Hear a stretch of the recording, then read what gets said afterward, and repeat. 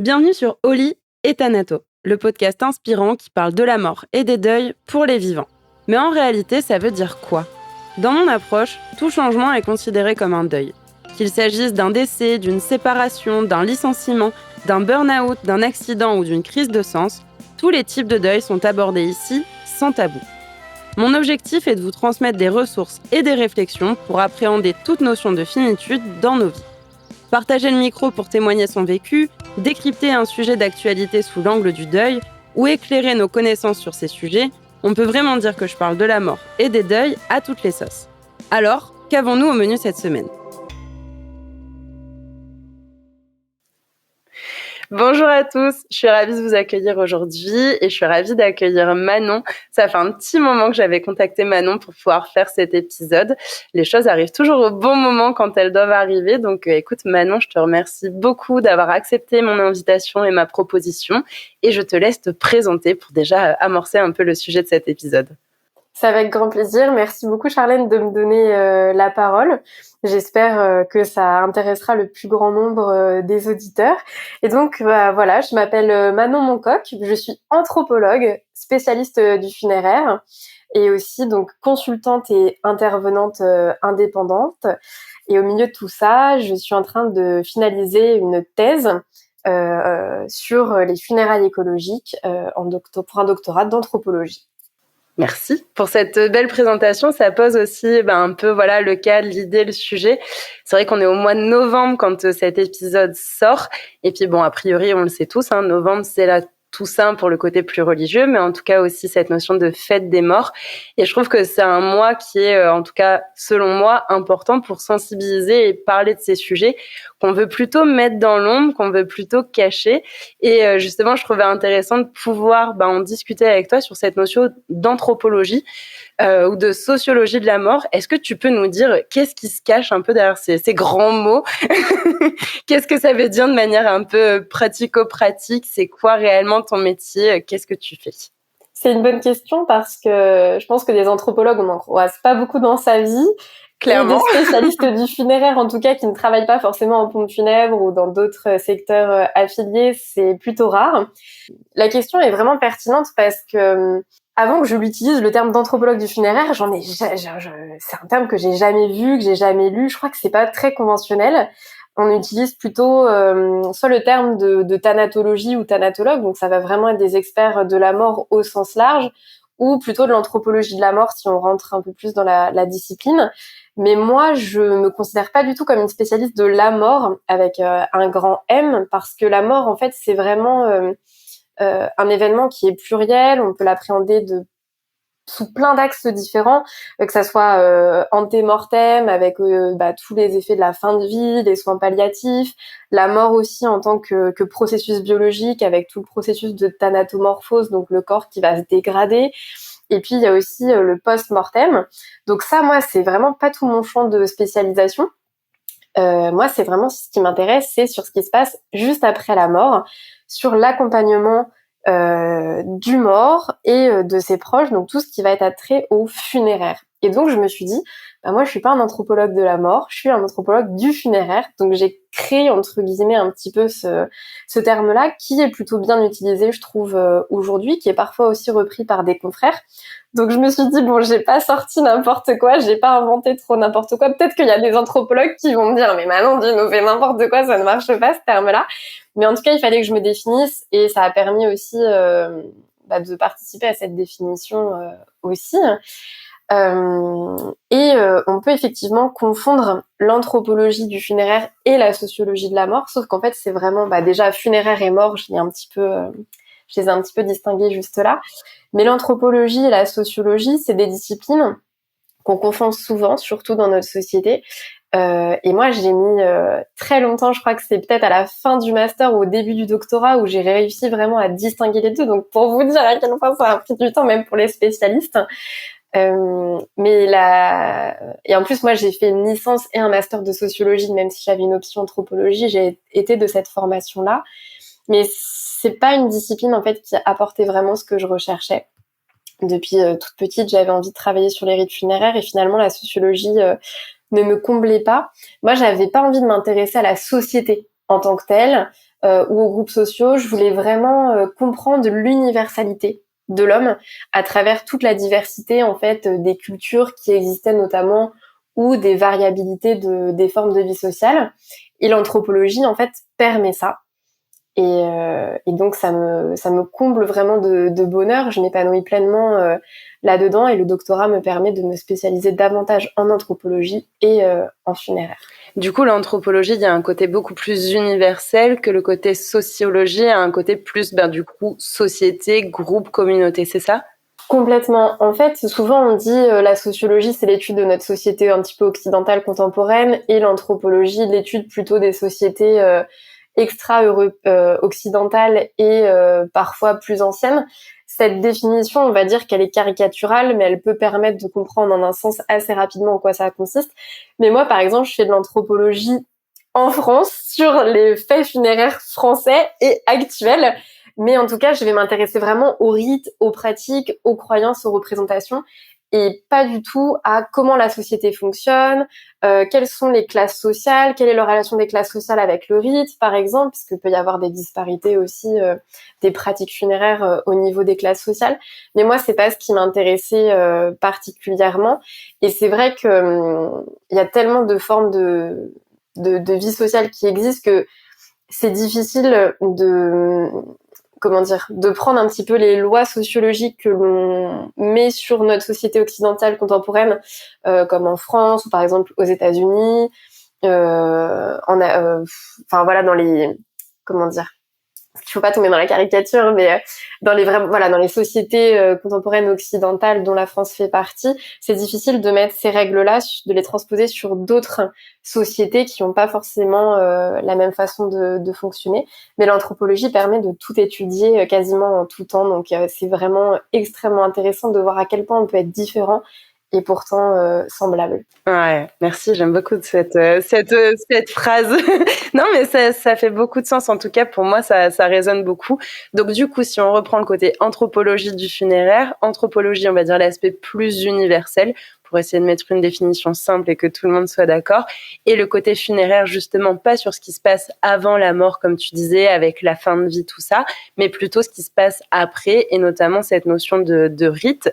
Et justement, donc, dans ce cadre-là et dans ton travail, comment pour toi, de par ton expérience, ou peut-être je peux avoir la question à double sens et puis tu prends l'un ou l'autre, l'un et l'autre comme tu le sens. Peut-être toi, ce qui t'a amené vers ça, tu vois, tu disais, ouais, depuis toute petite, j'ai toujours eu envie de faire ça, si c'est pas indiscret, bien entendu. Et peut-être en quoi tu t'es dit, tiens, j'ai envie de faire ça parce que ça peut contribuer à peut-être mieux comprendre la mort, à peut-être changer certaines idées, certaines perspectives sur la mort. Et si c'est trop perso, ce qui est OK, justement, comment peut-être ton travail de manière plus globale peut permettre en fait cette compréhension de la mort. C'est pas du tout perso et je peux le concevoir que ça peut l'être. Mais en plus, c'est une question qui revient hyper souvent parce qu'on est dans une société, même toi, peut-être, on te la pose justement. On est dans une société où la mort n'est pas une thématique qui est forcément mise sur le devant de la scène. Et je pense que c'est d'autant plus perturbant quand c'est des femmes, surtout des jeunes femmes, un peu solaires ou en tout cas pleines de vie qui s'intéressent à ces sujets-là. Donc ça bouleverse d'autant plus. Mais ce que j'ai trouvé intéressant, c'est que moi, justement, au cours de mon cursus universitaire, on nous demande en fait de se questionner un petit peu sur pourquoi on travaille sur telle thématique. Moi, c'était le funéraire depuis le début, parce qu'il nous explique, notamment en sociologie, que aucun sujet n'est là par hasard. Mais moi, je l'avais normalisé en fait ce sujet-là parce que c'était depuis aussi longtemps que je me souvienne. Et donc cet exercice était hyper intéressant pour moi parce que j'ai essayé de me renseigner, notamment dans ma famille, puisque c'est à travers la famille que ça se passe généralement quand on est tout petit. Et c'est là où j'ai appris que ma grande sœur, qui a 16 ans de plus que moi, m'avait emmenée au musée du Louvre quand j'avais 3-4 ans. Et au musée du Louvre, il y avait une momie qui était exposée là-bas. Et en fait, apparemment, il s'est passé un truc entre elle et moi. Enfin, j'ai été prise de curiosité sur pourquoi il y avait une momie, pourquoi il y avait un mort, qu'est-ce qu'on en faisait, pourquoi on le mettait dans des bandelettes, etc. Et par chance, entre guillemets, mon grand-père maternel était quelqu'un de très érudit, donc très cultivé et passionné d'Égypte. Et en fait, je pense que ça s'est rejoint, je ne sais pas comment, parce que je m'en souviens pas, et je pense que ma famille n'a pas fait hyper attention à ça. Mais depuis que je me souvienne, mon grand-père m'a énormément offert de livres sur l'Égypte antique. Et donc, comme beaucoup d'enfants, j'avais tout d'abord envie d'être archéologue et spécialiste de l'Égypte antique, aller voir les pyramides, les momies. Et puis je me suis rendu compte que c'était pas forcément un métier qui était fait pour moi, mais petite, parce que j'étais pas hyper patiente et je me dis oh là là, fouiller dans la terre pendant des heures et des heures, ça va pas du tout être pour moi, ça va pas me plaire. Et par chance, j'ai ma meilleure amie qui m'avait offert à ce moment-là, parce qu'il y avait pas encore un internet d'aussi bonne qualité, donc elle m'avait offert un livre sur les métiers. Et à archéologue, je devais avoir 11 ans, quelque chose comme ça. Archéologue, à la fin de la description, je vois voir le métier d'anthropologue. Et là, je lis la description et je me dis mais en fait c'est ça, ils ont mis des mots sur ce que je veux faire. Juste d'en parler, j'ai des frissons. Enfin vraiment, c'était la révélation pour moi. Et du coup, bah ouais, à 11 ans, je me suis dit bah moi je vais être anthropologue, travailler sur les rites funéraires. Et dans ma famille, il y avait quelques personnes qui avaient passé des doctorats. Et moi, je me suis dit, bah, je ferai un doctorat d'anthropologie pour aller à fond de là où je peux le faire. Et même quand je vois parfois encore des professeurs que j'avais au collège, ils me disent, oh, mais je me souviens de toi, tu voulais être anthropologue, est-ce que tu l'es aujourd'hui? Je leur dis, bah oui, ça y est. Donc, c'était vraiment quelque chose qui était très, très marqué chez moi. C'est super beau et c'est super rare d'avoir, comment dire, ouais, l'opportunité de pouvoir suivre le métier qu'on voulait faire étant plus petit. Tu sais, on a un peu ce côté idéal. On idéalise un métier étant petit ou étant petite, et c'est vrai que on prend pas forcément toujours le chemin pour pouvoir le suivre. Et franchement, c'est chouette d'avoir ce partage en tout cas qui est plus intime et plus personnel. Du coup, franchement, merci. C'est intéressant de voir que d'où les choses viennent en fait et que les choses font sens aussi pour soi, quoi. Moi, c'est ce que je dis, c'est déjà j'ai eu la chance de savoir très tôt ce que je voulais faire, ce qui est souvent rare, je trouve, et d'avoir eu la chance d'y parvenir, que ça soit sur mes capacités à l'école, que ça soit sur l'environnement familial, le fait de faire un doctorat aussi, ça demande mine de rien des moyens parce que moi, par exemple, mon doctorat, il est pas financé. Donc, il faut qu'il y ait des gens autour de nous qui peuvent nous accompagner financièrement aussi sur ce parcours-là. Donc, tout s'est vraiment réuni. Et enfin, je pense que c'est pas du tout vouloir me jeter des fleurs ou autre, mais j'ai un peu créé le métier de mes rêves. Et aujourd'hui, à même pas 30 ans, je suis rentrée dans les sphères les plus importantes du funéraire aujourd'hui en France. En novembre dernier, j'ai fait une conférence au Salon du funéraire de Paris. Enfin, j'ai vraiment réussi à me faire une place dans un domaine qui est pas si évident que ça. Et pour moi, c'était un rêve et je l'ai concrétisé. Donc, je suis très reconnaissante de ça. Félicitations. Merci. Pour la concrétisation de ce rêve et pour en tout cas ce chemin où je te souhaite que ce soit que le début et que ce soit que le début justement de ta contribution à cette notion du funéraire et à la mort. Et donc du coup donc là on a eu le côté plus intime et plus perso et un petit bout de toi.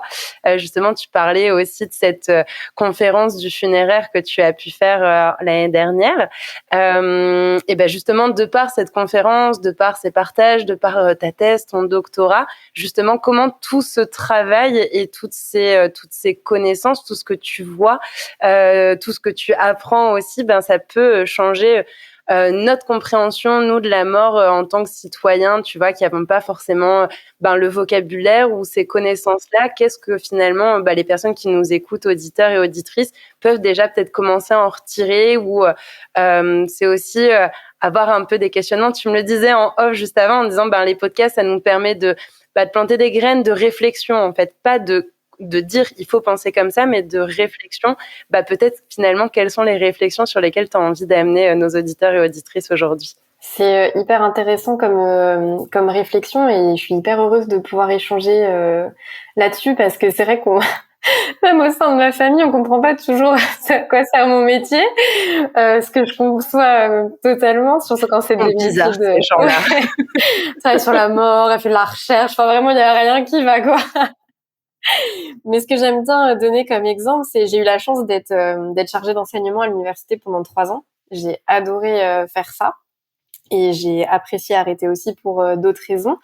Et aujourd'hui, donc c'était aussi ce partage auprès donc c'était plutôt des étudiants en sociologie et en licence. Donc il y avait vraiment un partage aussi de mon amour de l'anthropologie, à quoi ça peut servir, parce que c'était en sociologie, mais j'intervenais sur la partie anthropologie. Et aujourd'hui, j'ai la chance d'intervenir en tant que spécialiste dans les écoles de formation des métiers du funéraire. Et donc pour moi, c'est vraiment une chance qui est incroyable parce que j'adore les professionnels du funéraire et de pouvoir intervenir auprès d'eux, d'échanger avec eux, c'est vraiment passionnant. Et donc l'objectif à ce moment-là, c'est vraiment de donner aux futurs professionnels du funéraire des clés de compréhension de leur métier et de leur mission.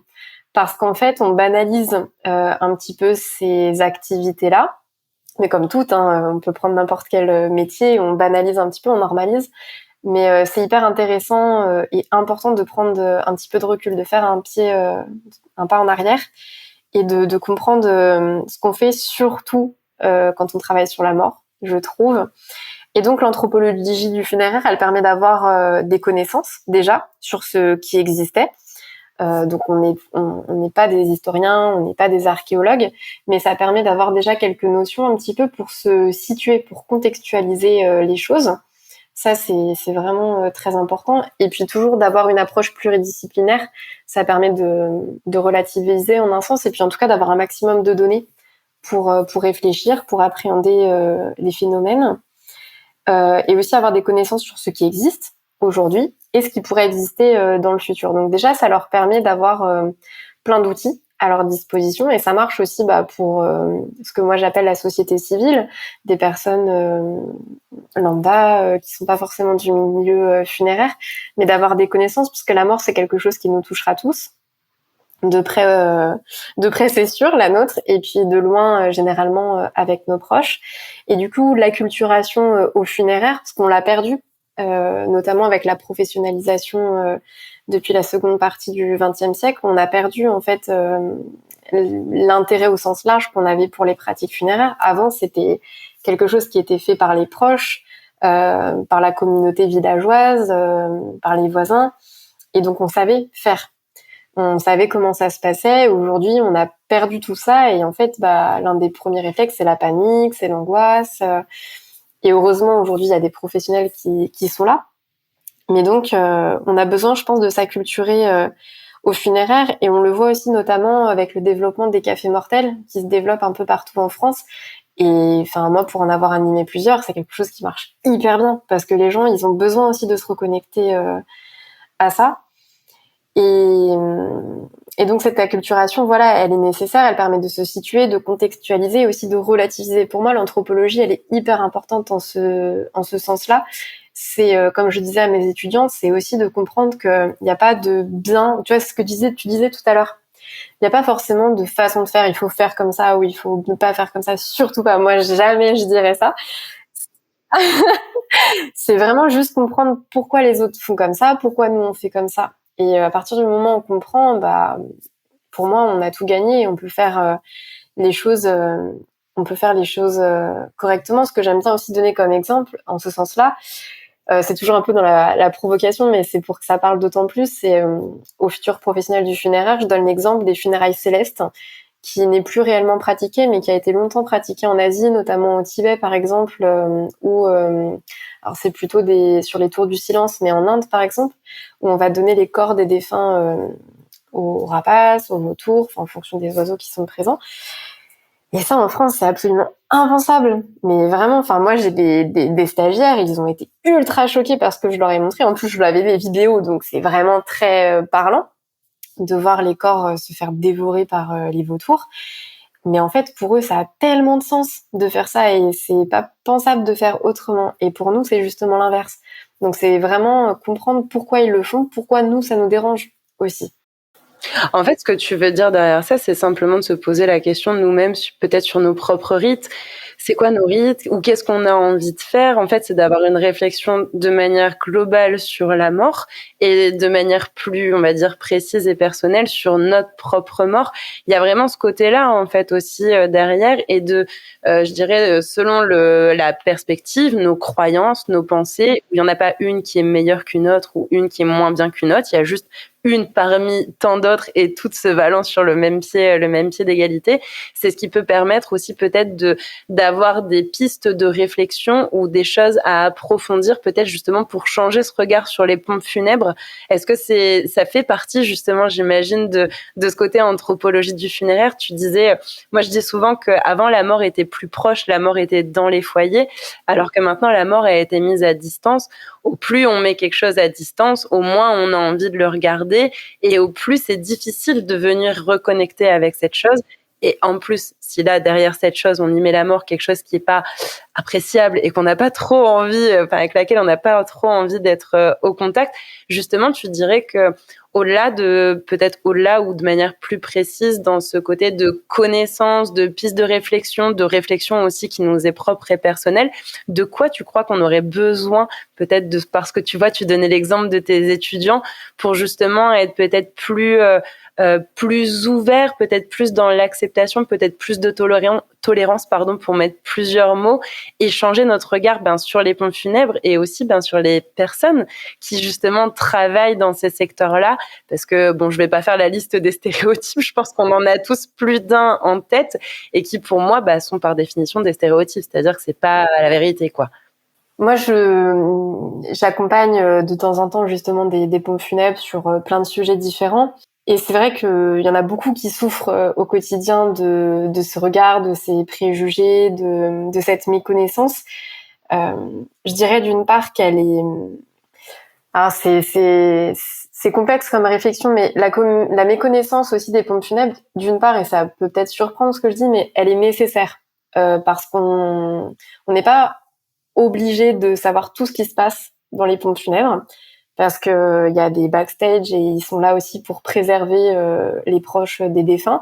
Mais quand je dis ces backstage, c'est pas des choses horribles ou irrespectueuses des défunts, pas du tout. C'est qu'il y a une partie technique qui existe pour prendre en charge nos défunts et que ça.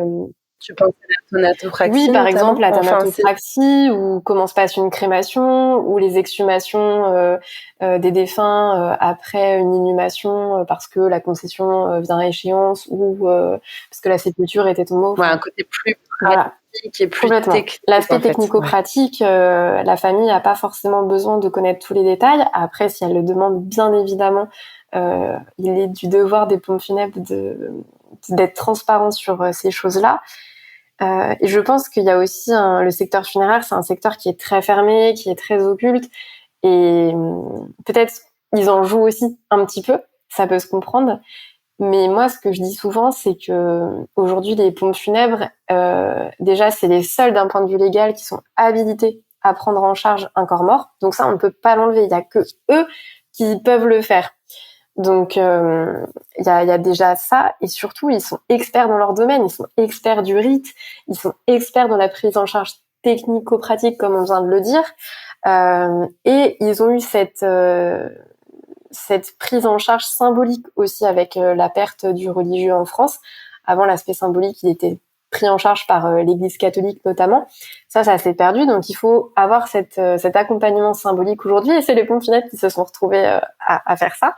Donc ils ont tout un bagage d'outils, de soutien, d'accompagnement qui peuvent nous offrir, et ça, je pense qu'on le sous-estime beaucoup. Eux-mêmes, je pense, le sous-estiment. Et moi, je leur dis, mais soyez présents dans la société pour être les référents de la mort. Quand un enfant a des questions à poser à ses parents sur c'est quoi la mort, maman, elle va où mamie, papa quand elle est morte, etc. On devrait pouvoir dire, oh bah tiens, il y a une pompe funèbre au coin de la rue, on va aller voir ça avec eux. Ils ont certainement une petite bibliothèque pour t'expliquer avec des super livres. Et puis il y a une expo aussi qui présente là, puis un petit film. Et moi, je trouve que déjà, ça permettrait de créer du lien entre les pompes funèbres et les familles au sens large. Et ils ont énormément de choses à apporter. Ils connaissent très bien leur métier. C'est des gens passionnés. Souvent, ils disent on rentre là par hasard. Souvent, on rentre dans le funéraire par hasard. Bon, parfois, pas du tout, parce que c'est quelque chose qui est familial ou qui est ancré depuis longtemps, etc. Mais souvent, on rentre par hasard. Mais comme ils disent, on n'y reste pas par hasard. Et s'ils y restent pas par hasard, c'est pas le salaire qu'ils ont qui vont les faire tenir, c'est pas la reconnaissance sociale qui vont les faire tenir, et c'est pas la difficulté du métier qui vont les faire tenir. C'est parce qu'ils sont passionnés. Donc moi, je pense qu'il y a vraiment... Leur humanité. Oui, c'est ça, leur humanité, leur volonté d'accompagner les familles. Et on le voit avec le développement des coopératives funéraires. Donc, c'est des entreprises de pompes funèbres, mais qui fonctionnent sous système de coopérative.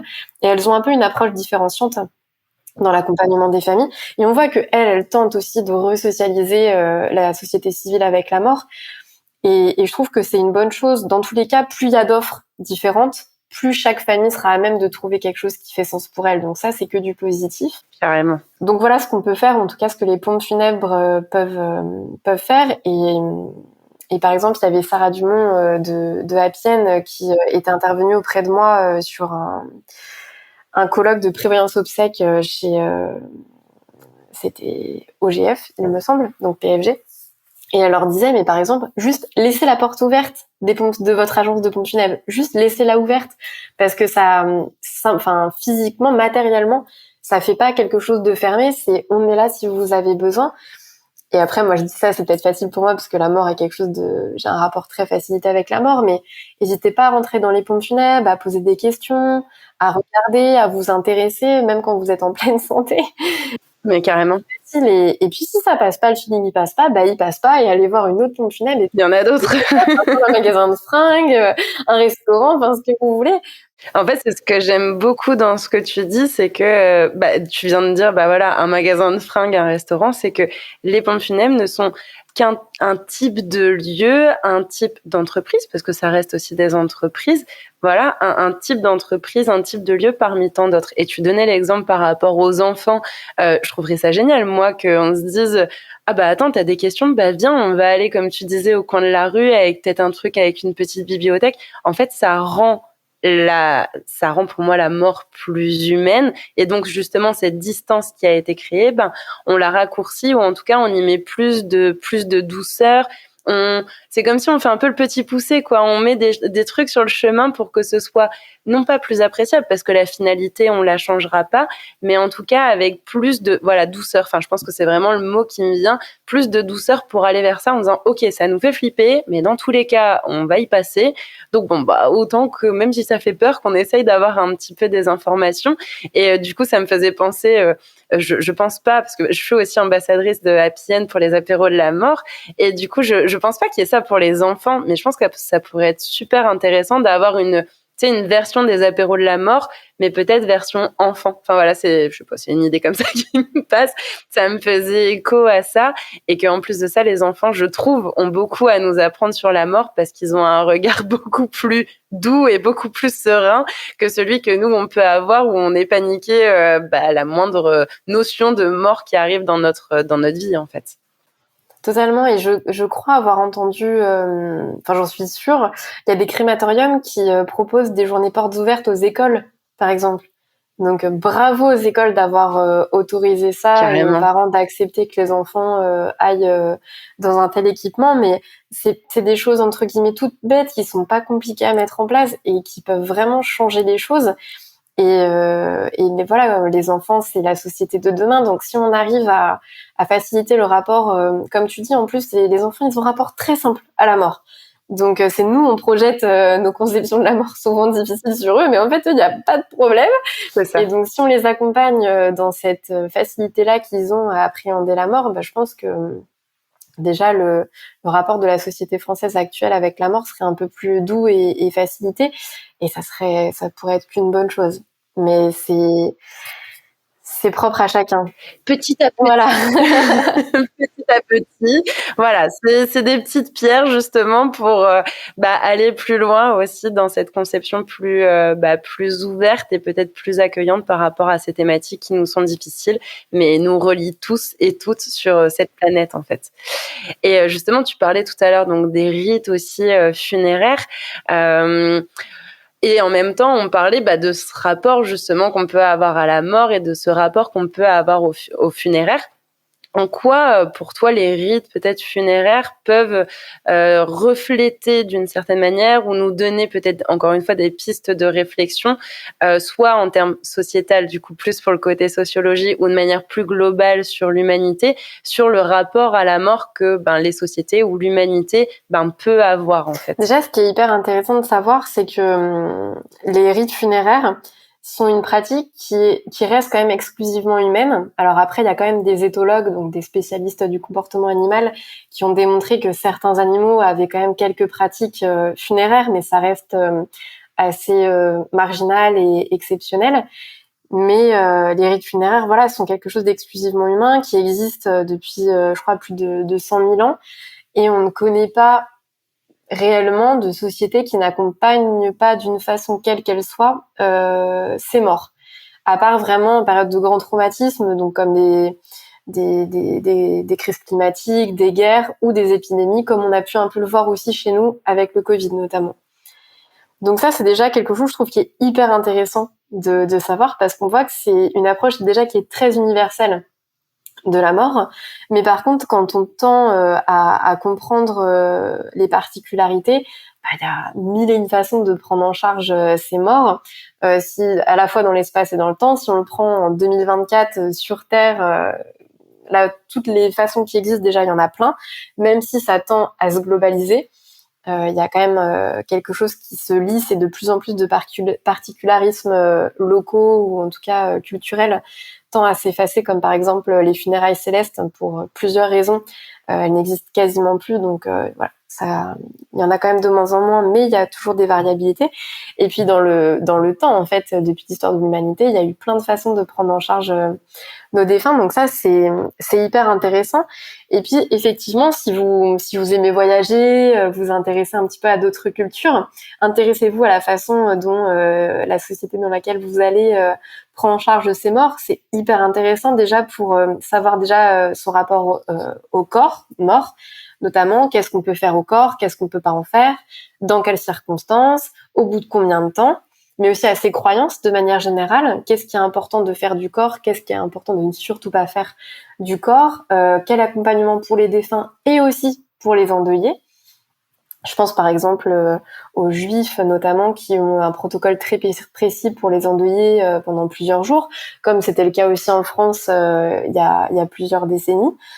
Quel accompagnement, quand je parle de quel accompagnement, c'est quel accompagnement physique mais aussi symbolique. Les deux sont toujours en lien. Et puis quelle place donner aux morts ensuite, dans quel endroit de la cité, enfin de la ville ou pas, quel endroit dans les foyers, est-ce qu'il y a des hôtels aux morts, est-ce qu'il y en a pas.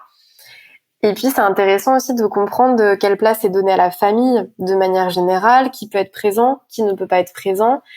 Justement, est-ce qu'il y a un hôtel des ancêtres qui est fait après aussi. C'est toute cette conception de la famille qui peut être hyper intéressant et qui est très visible dans le film d'animation Coco, par exemple. Oui. Ça aussi, ça permet de donner des connaissances sur la relation au pouvoir, sur la relation aux politiques, la relation au cimetière. Enfin, en fait, en anthropologie, c'est ce que Marcel Mauss appelle un fait social total. Donc, ça permet, en fait, par le prisme du rite funéraire, de comprendre un petit peu comment fonctionne la société de manière très générale. Et par exemple, en France, voir à quel point la mort est distanciée, exclue, comme tu le disais très bien, de notre quotidien, de notre vue, c'est très significatif justement sur tout ce que je viens d'évoquer. Carrément. Et j'ai une question du coup qui me vient. Moi, je dis souvent que la vie et la mort sont les deux faces d'une seule et même pièce.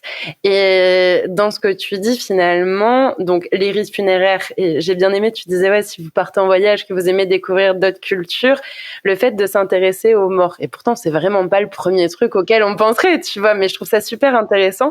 Et la question qui me venait quand je t'écoutais, c'était, est-ce que par exemple, en allant dans un autre pays, le fait de s'intéresser à la manière dont la mort est appréhendée, vue, accompagnée, est-ce que pour toi, ça vient mettre aussi des choses en perspective sur comment est la vie dans cette culture et dans ce pays, par exemple? Complètement, parce qu'il y a une relation à la vie qui est vraiment différente en fonction de notre perception de la mort. On va avoir une relation à la vie qui est différente. Après, bien sûr, ça reste complexe parce que, par exemple, je prends l'exemple là très récent de Juliette Caz du Bizarrium qui est partie faire un voyage en Inde. Donc pour elle, c'était absolument passionnant parce qu'elle a pu vraiment voir de très très près. Je crois qu'elle était à 1 mètre des bûchers. Où brûler les défunts. Et en fait, tout le monde sur LinkedIn lui disait « mais on veut voir des photos, racontez-nous, etc. » Et elle disait « Mais non, jamais je vais prendre en photo un défunt qui est en train de brûler sur un bûcher. C'est totalement irrespectueux. » Et donc, on peut tout à fait s'intéresser à la façon dont le pays ou l'endroit où on va s'occupe de ces défunts. Mais ça reste quelque chose de très intime. Et en tant que touriste, il faut pas non plus avoir une position maladroite ou totalement inconvenue. Mais ça permet, je pense, de comprendre beaucoup de choses, ou même, après, je pense que c'est une déformation professionnelle, mais juste d'aller se promener dans les cimetières ou dans les lieux de culte, par exemple, ça permet si on est vraiment intéressé par les voyages et par la découverte d'autres cultures, d'autres façons de vivre, etc., c'est vrai que, pour moi, je trouve que on en apprend énormément. En fait, je me dis c'est une approche qui peut être peut-être plus douce pour garder cette notion de douceur que j'avais avant et que je disais juste avant, mais où des personnes se disent je vais pas aller dans tel pays pour m'intéresser, tu vois, au rite funéraire, à la mort, ça paraît vachement glauque, tu vois, dit comme ça. Enfin, j'imagine les gens qui peuvent nous écouter, peut-être pas tous, mais en tout cas, je pense peut-être une majorité quand même malgré tout qui ont peut-être ce type de réflexion, de se dire en fait, en ayant ce type de réflexion ou en ayant ce regard, en m'intéressant et en ayant ce type d'information ou de connaissances, en fait, je reste pas juste focalisée sur la mort en tant que telle, mais je le relie à la vie. Et donc, du coup, ça devient beaucoup moins glauque, ça devient plus vivant de ce fait par définition et peut-être plus acceptable, plus tolérable pour notre mental qui résiste à dire non, je ne veux pas parler de la mort, ça fait beaucoup trop flipper, laissez-moi tranquille et laissez-moi vivre tranquillement. Enfin, un peu des petites graines. Donc voilà, j'avais cette question qui me venait. Donc merci pour ta réponse. Souvent, on dit en anthropologie, c'est l'étude de l'autre avec un grand A, mais en fait, c'est l'étude de soi, l'anthropologie, parce que ça nous ramène forcément à nos propres perspectives, nos réflexions, nos pratiques. Et je trouve que c'est intéressant aussi de se confronter à des façons de faire qui sont différentes, juste pour savoir qu'est-ce qui nous plaît à nous, qu'est-ce qui nous déplaît, ce sur quoi on est d'accord, ce sur quoi on est dérangé. Et moi, tout au long de mon cursus universitaire, quasiment tous mes enseignants m'ont dit, par exemple, pour le Master 2, j'ai fait une ethnographie d'un crématorium. Donc ça veut dire que je suis partie dans un crématorium, j'ai travaillé 15 jours dans un crématorium et j'ai noté absolument tout sur un journal de terrain. Et ça m'a permis ensuite de faire mon mémoire de Master 2. Et donc je suis revenue de cette expérience de terrain. Et puis je parlais avec mon maître je sais plus comment on appelle ça. Mon référent c'est pas maître de stage, mais mon directeur de mémoire. Voilà, ça craint maintenant. Je suis en doctorat, je sais plus comment ça se fait au master. Et cette personne. C'est ça. Mon référent à l'université me dit comment ça s'est passé, etc. Puis je lui dis mais j'étais bouleversée. Franchement, je sais pas quoi écrire. Il y a tellement de choses qui m'ont dérangée, etc. Il me dit c'est ça. Tout l'intérêt en fait, c'est ça. Parle de ce qui t'a dérangé. Pourquoi ça t'a dérangé? Et justement, en fait, de se confronter à ce qui nous dérange, on avance énormément et ça permet aussi de réfléchir à sa propre mort et ensuite à ses obsèques, à qu'est-ce qu'on veut pour ses obsèques, qu'est-ce qu'on veut pas. Enfin, là, je pars loin, mais l'idée, elle peut être là. Non, je valide le fait de partir loin.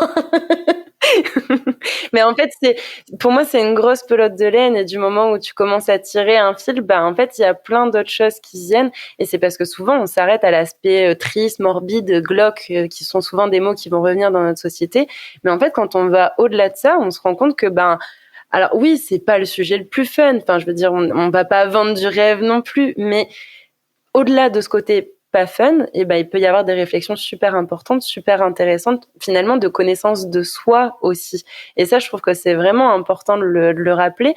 Et justement, tu disais, du coup, donc réfléchir à sa propre mort, à ce qu'on veut pas, à ces rites aussi funéraires que nous, on aurait envie. Je sais qu'il existe plein de types, il existe plusieurs types justement de funérailles.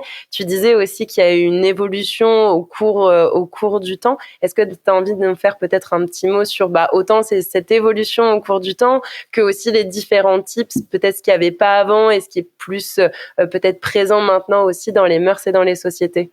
C'est quelque chose qui est pas forcément facile à appréhender, mais je trouve qu'il y a quand même un historien, c'est un peu une référence sur le sujet, qui a fait un très très bon travail, notamment en France, qui s'appelle Philippe Ariès, qui a, on va dire, de façon un peu caricaturale, qui a répertorié les grandes périodes historiques de rapport à la mort en Occident et notamment en France depuis le Moyen-Âge jusqu'à aujourd'hui. Donc c'est le moment où il a écrit le livre en 1970-75. Et en fait, pendant assez longtemps, ça n'a pas vraiment bougé. Il y a eu une grande période historique, je me souviens plus des dates précises, mais vous pourrez retrouver ça facilement. Je les retiens pas par cœur. Et puis en fait, ensuite, le rythme s'est accéléré et les périodes historiques étaient de plus en plus courtes. Il y a vraiment eu un coup d'accélérateur à partir du XXe siècle, 1930, et puis après dans la seconde partie du XXe siècle, où là, il y a eu vraiment des transformations importantes dans nos pratiques funéraires en France, notamment avec la baisse du religieux, par exemple, qui a développé les cérémonies civiles. Donc les cérémonies civiles ou laïques, c'est les cérémonies qui ne sont pas rattachées à un culte religieux particulier. Il y a eu aussi le développement de la crémation, qui a été très fort et ça a mis longtemps à se mettre en place, mais aujourd'hui, on est quasiment sur une obsèque sur 2 qui donne lieu à une crémation. Donc c'est quand même assez important. On est dans une société qui est plutôt de tradition d'inhumation, notamment liée à la religion catholique. Donc on vient bouleverser complètement notre rapport à la mort, au corps mort et à l'espace du souvenir. C'est pas tout le sujet ici, mais en gros, ça va être ça les grandes lignes. La thanatopraxie aussi, les soins de conservation sont venus en France à peu près dans les années 1970 et aujourd'hui bien sûr il y a des disparités sur le territoire, mais c'est quelque chose qui quand même et puis on n'a pas de données chiffrées là-dessus, mais je crois que c'est à peu près 40 à 50% des défunts qui reçoivent des soins de thanatopraxie. Et par exemple sur des pays limitrophes comme la Suisse par exemple, il me semble, c'est quelque chose qui n'existe quasiment pas. Je crois que c'est moins de 10% le taux de pratique de soins de conservation. Donc sur un pays qui est limitrophe, qui est quand même dans un contexte socioculturel quasiment semblable à la France, on est sur une pratique qui est complètement différente. Donc ça, moi, je trouve que c'est passionnant. Pourquoi ça se développe plus en France? C'est intéressant de le questionner. Et puis, on a une très grosse vague de personnalisation des obsèques aussi aujourd'hui en France, qui vraiment est très, très fort et sur lequel les pompes funèbres aussi se spécialisent de plus en plus. Et forcément, le sujet de ma thèse, on a aussi une vague écologiste, qui est intéressante et moi qui me questionne beaucoup d'un point de vue anthropologique. Après, sur plus l'aspect universel, ça c'est moins ma spécialité, mais comme je le disais, je trouve quand même que le côté on lisse un peu toutes les pratiques funéraires, même s'il y a encore des disparités.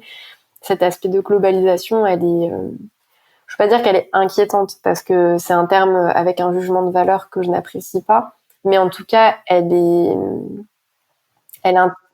intéressante à questionner en tout cas.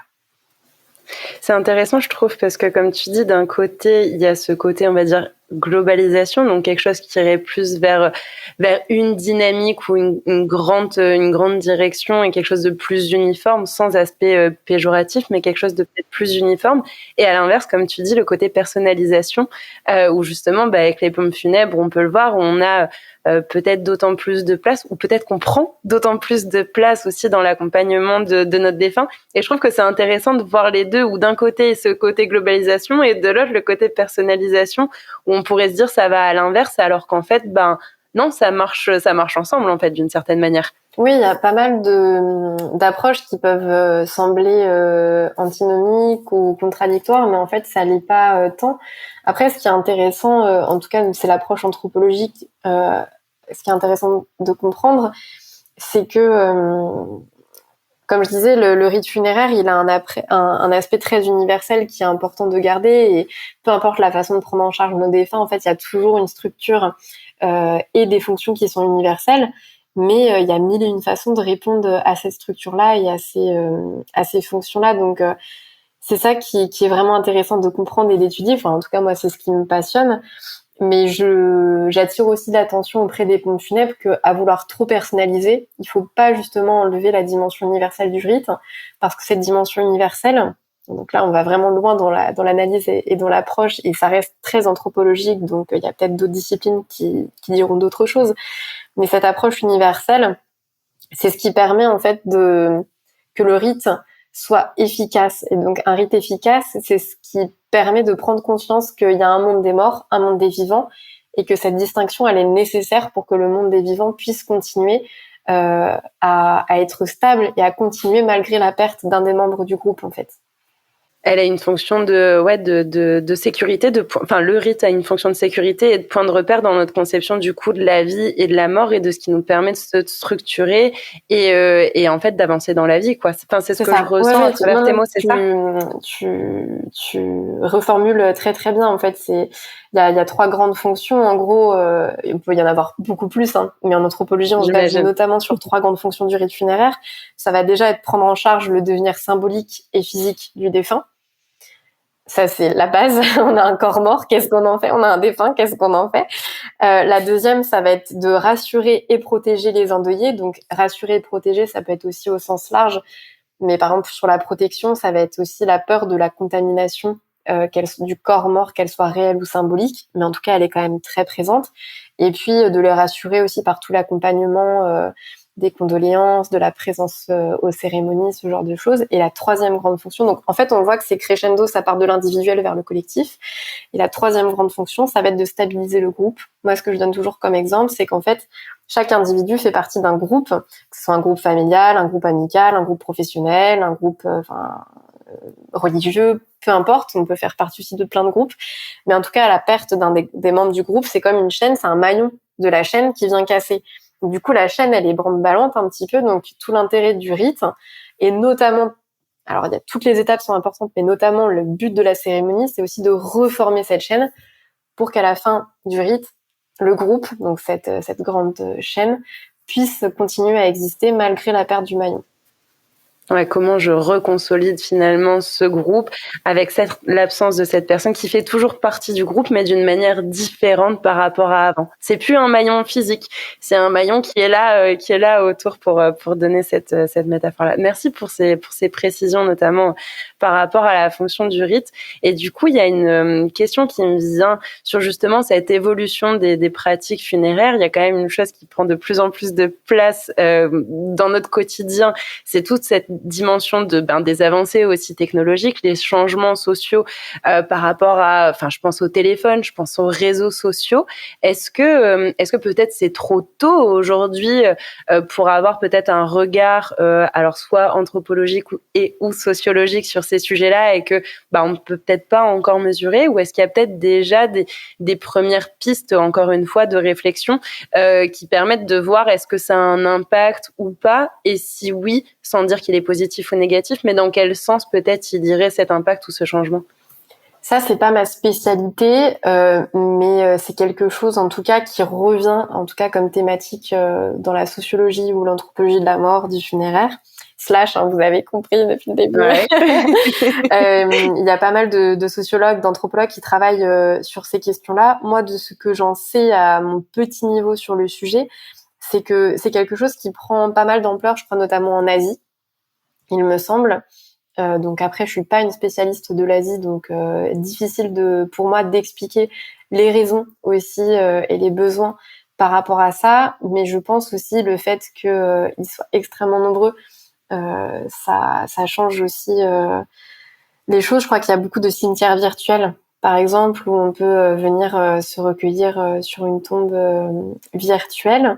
Donc je sais qu'il y a ces éléments-là. En France, le digital a pris une part importante, notamment sur quelque chose qui se développe assez. C'est par exemple les espaces de commémoration digitaux, comme ça peut être, je crois qu'il y a le site dans mon cœur, dans notre cœur, ou je sais plus comment ça s'appelle précisément, mais voilà, où ils peuvent permettre ces espaces de partage, de commémoration, de souvenirs là, où souvent aussi on voit les pages personnelles, alors principalement Facebook par exemple, mais qui sont aussi utilisées par la famille pour partager des souvenirs ou des anniversaires particuliers, de mémoire, ce genre de choses. Donc on voit qu'il y a un usage qui est fait qui est assez intéressant.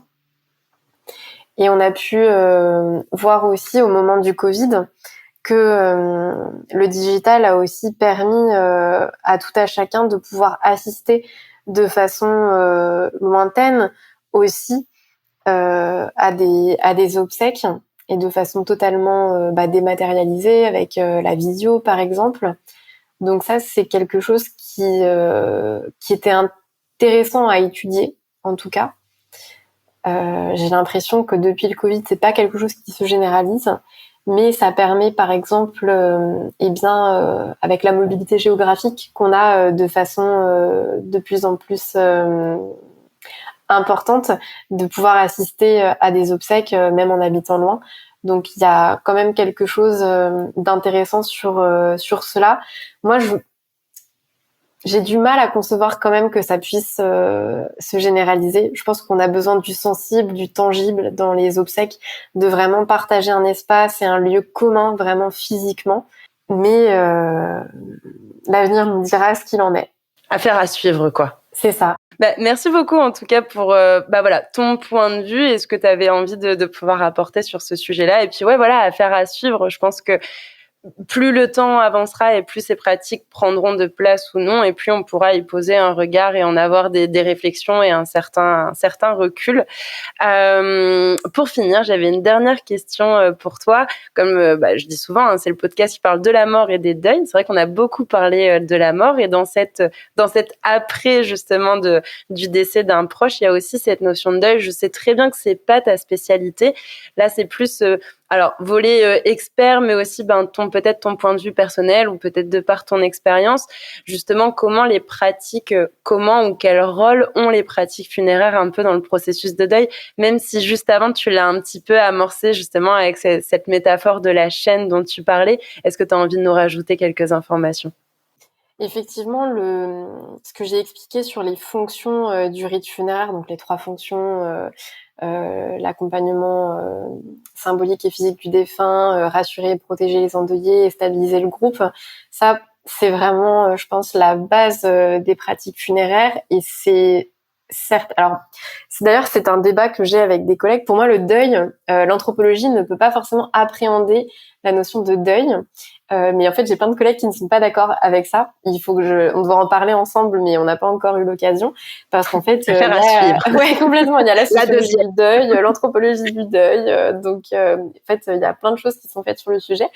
Mais moi, je sais pas, c'est pas quelque chose sur lequel, c'est pas quelque chose qui me parle, en tout cas d'un point de vue anthropologique. Mais en tout cas, ce dont je suis sûre, c'est que et c'est ce que j'explique aussi aux stagiaires en école de formation des métiers du funéraire, c'est que c'est hyper important d'accompagner de la meilleure façon possible le défunt et la famille, pour que, surtout qu'aujourd'hui on est dans une société où ça va très vite, on a très peu de temps, enfin le délai légal c'est un peu allongé, mais on a peu de temps pour prendre conscience que notre défunt est mort, qu'on va l'accompagner, que les obsèques vont avoir lieu.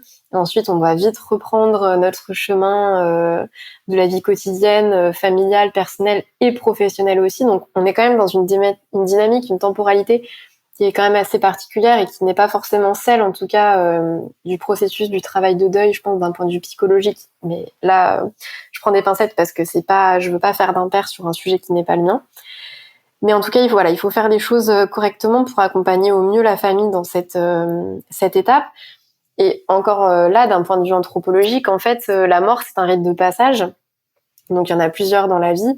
La naissance, le premier, vous avez généralement la puberté, le mariage, il peut y en avoir d'autres. Et le dernier rite de passage, c'est la mort. Donc, il faut pas le rater, il faut le faire correctement pour que vraiment, comme je disais, la séparation entre le monde des vivants et le monde des morts soit bien tangible, pour qu'il n'y ait pas de mélange qui serait, pas dire malsain, mais en tout cas qui serait pas forcément bénéfique ni pour les morts ni pour les vivants. Après, selon nos croyances et nos représentations, bien sûr, mais en tout cas, notre société, elle fonctionne comme ça, en tout cas avec une distinction entre le monde des vivants et le monde des morts. Ouais, c'est vraiment cette fonction de point de repère, en fait. Complètement. C'est ça ? Ouais. Ouais, j'en parlais avec c'est pas vraiment une consoeur, mais c'est une femme qui travaille un petit peu sur ces questions-là, et notamment qui est un peu spécialiste des cimetières. Et elle aimerait que, par exemple, les cimetières soient des espaces plus ouverts, où il n'y ait pas de murs. Et moi, je suis pas du tout d'accord avec ça, par exemple. Moi, je trouve que cette séparation matérielle du monde des vivants et du monde des morts, elle est importante. Donc, c'est intéressant aussi de voir qu'on a des appréhensions du sujet différentes et une vision différente. Après, Et c'est souvent ces différences qui permettent plus tard d'arriver à un compromis ou en tout cas à quelque chose qui a autant un bout de toi qu'un bout d'elle, pour le dire de cette manière-là, et qui est quelque chose d'autre que si vous aviez pas eu cette discussion, finalement cette confrontation, cet échange, cette discussion n'aurait pas eu lieu et n'aurait peut-être pas donné naissance à autre chose. Donc moi je trouve ça super constructif, au contraire le désaccord, tant que c'est fait avec respect. Voilà, c'est ça, avec bienveillance, c'est vraiment du débat intellectuel au sens pompeux du terme, mais c'est comprendre les positions de chacun, ça peut nous faire changer d'avis aussi. Et puis comme je dis, d'autant plus aujourd'hui, on est dans une pluralité de sensibilités et de perception de la mort et des obsèques, et donc il faut aussi, je pense en tout cas que c'est important, permettre à chaque famille, enfin pas chaque, mais dans l'idée, à chaque famille, à chaque défunt, quelque chose qui fait sens pour lui. Aujourd'hui, avec le développement des forêts cinéraires, par exemple, donc c'est des forêts où on vient inhumer une urne dans laquelle reposent les cendres d'un défunt. Dans ces forêts-là, il n'y a pas de mur, il n'y a pas de séparation entre le monde des vivants et des morts. Donc ça offre en tout cas cette possibilité-là pour des familles pour qui ça fait sens qu'il n'y ait pas de mur. Mais je pense en tout cas que c'est important, voilà, que toutes les étapes des obsèques soient bien faites. Et puis moi, mon idéal, ça serait que les familles arrivent de plus en plus, et tu le disais tout à l'heure, à réinvestir aussi les obsèques et à trouver une place, parce que je pense que ça participe aussi, après c'est propre à tout à chacun, mais ça participe aussi à une appréhension de l'événement qui facilite aussi peut-être le deuil et la compréhension et la conception de la mort et de la perte d'un être cher. Ouais. Et puis plus facile à dire qu'à faire. Bien sûr, mais moi après je trouve, en tout cas là c'est vraiment d'expérience très perso. Le fait d'appréhender la mort de l'autre m'a fait et notamment le suicide de mon père, mais m'a fait appréhender ma propre mort et m'a fait aussi appréhender ma vie passée au moment où ça a eu lieu et tout ce qui en a découlé depuis. Et ça, ça rend vivant. En tout cas, je trouve ça plutôt positif, plutôt galvanisant en fait. C'est vraiment dans ce sens-là.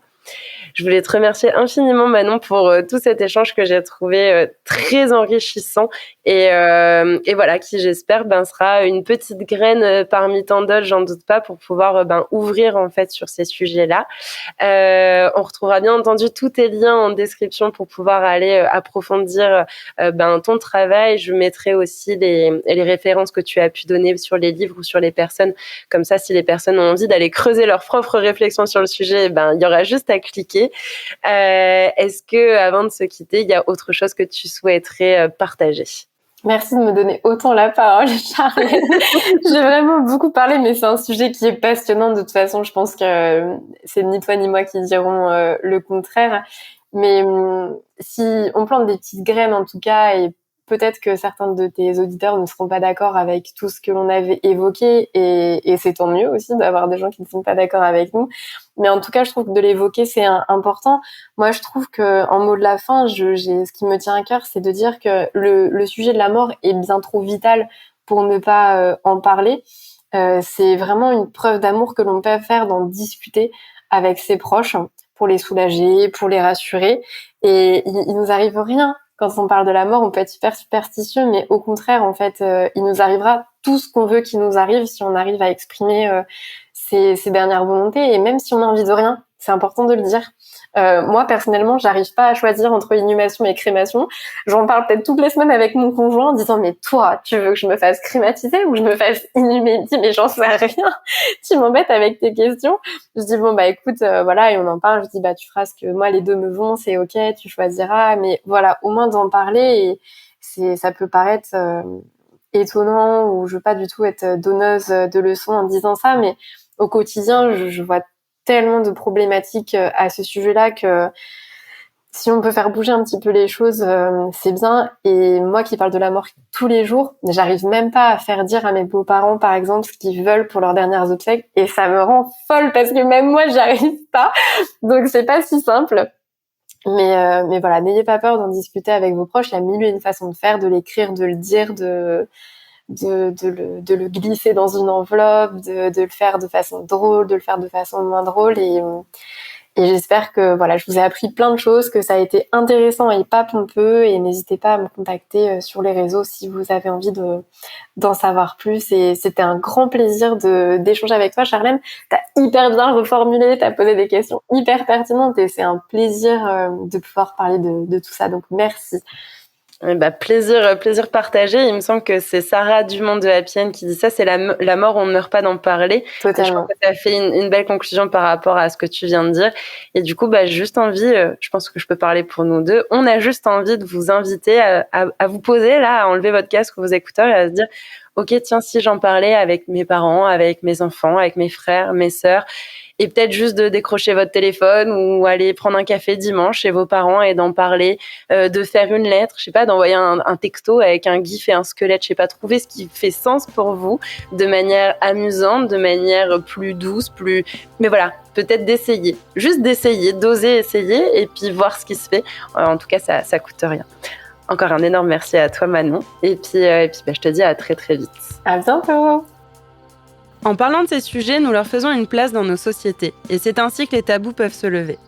Je suis vraiment convaincue qu'il est possible de développer notre résilience face à la finitude et au deuil de nos vies. Si vous voulez soutenir mon travail, vous pouvez vous abonner et noter le podcast sur votre plateforme d'écoute. N'hésitez pas aussi à le partager autour de vous et sur vos réseaux. Merci pour votre soutien, et sachez que vous pouvez même faire un don. Si vous traversez un deuil et que vous souhaitez être soutenu sur ce chemin, réservez votre séance découverte pour me poser toutes vos questions et connaître ma philosophie d'accompagnement. Mais d'ailleurs, que voulez-vous au menu dans les prochains épisodes ?